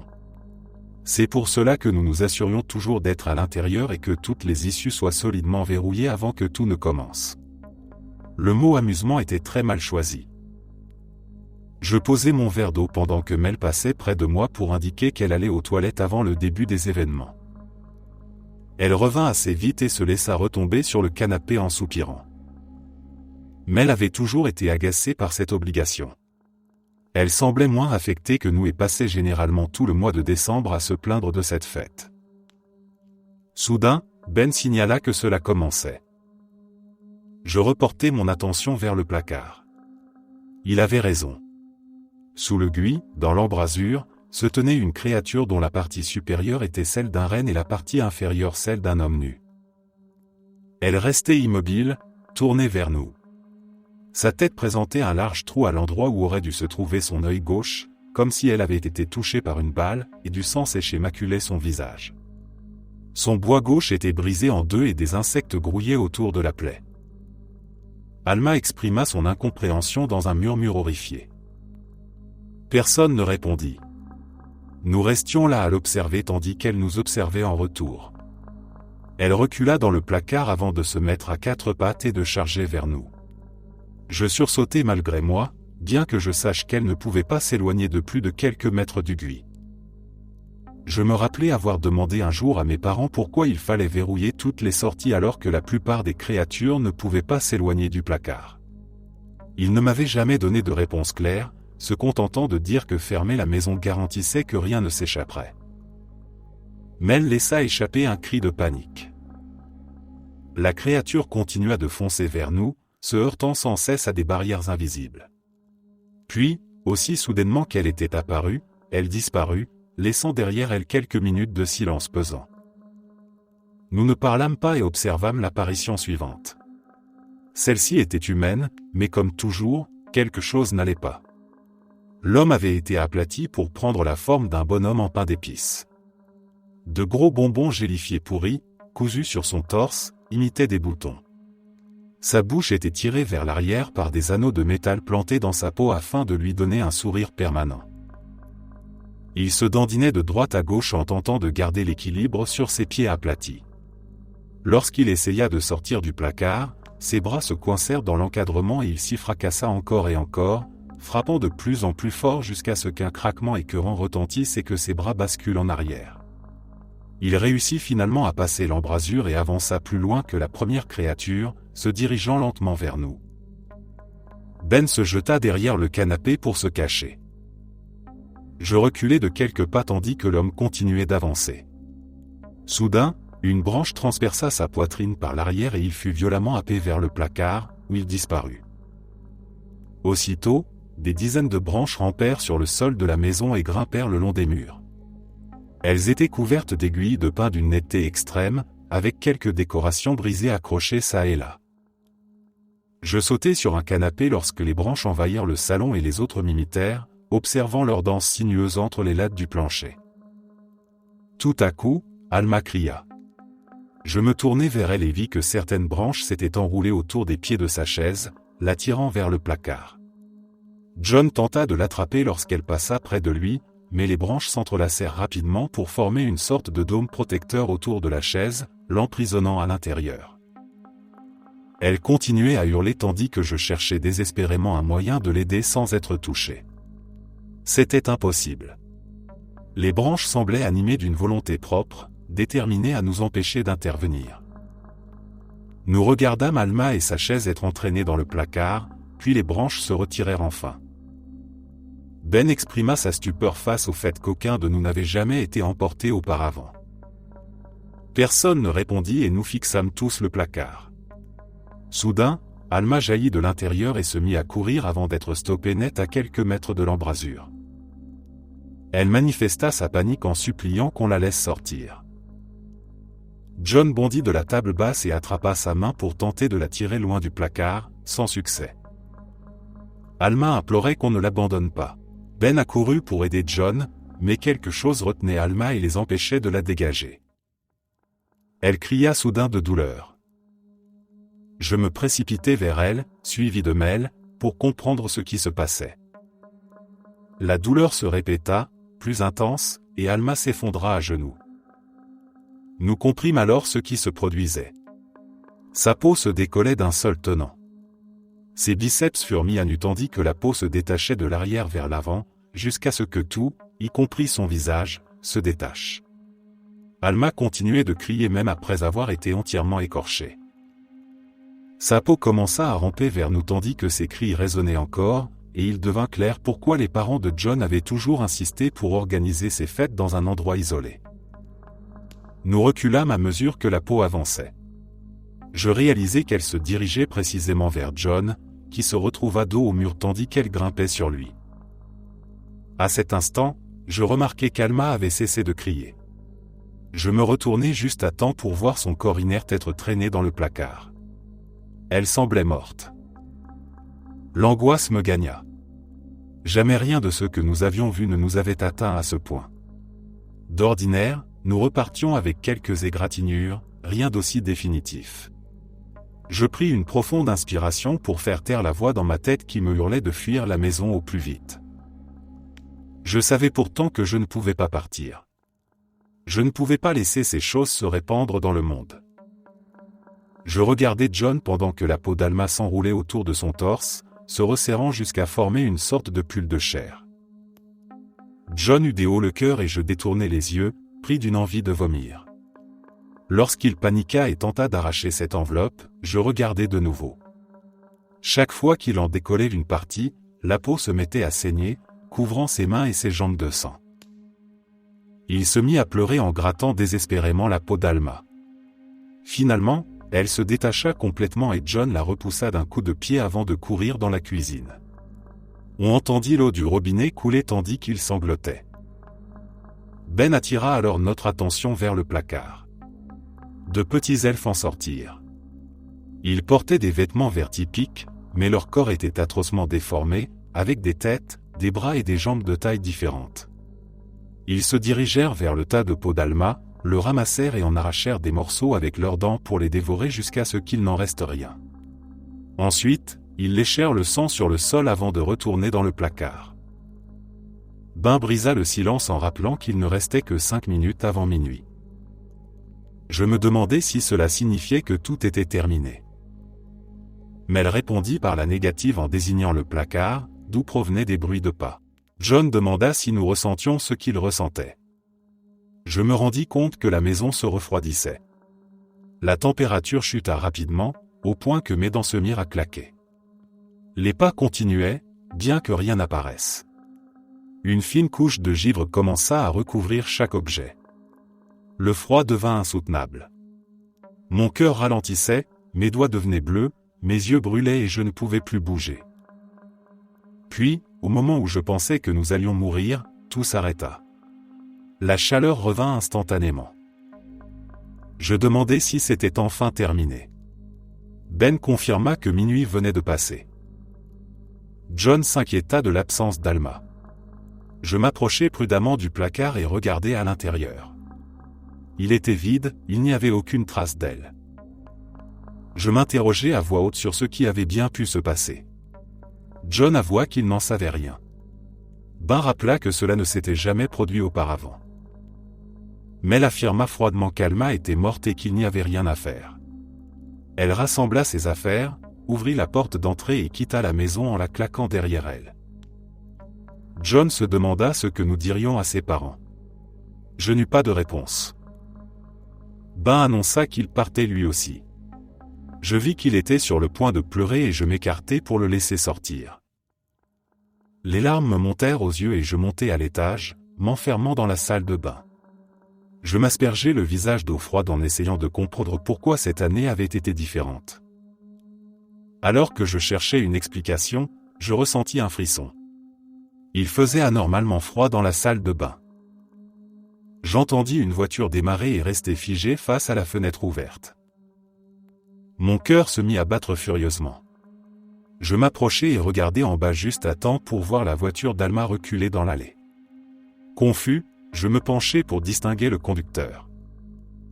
Lorsque la voiture s'engagea dans la rue, je vis clairement Alma au volant, entièrement écorchée, la peau absente, la chair rouge et boursouflée, qui s'éloignait dans la nuit.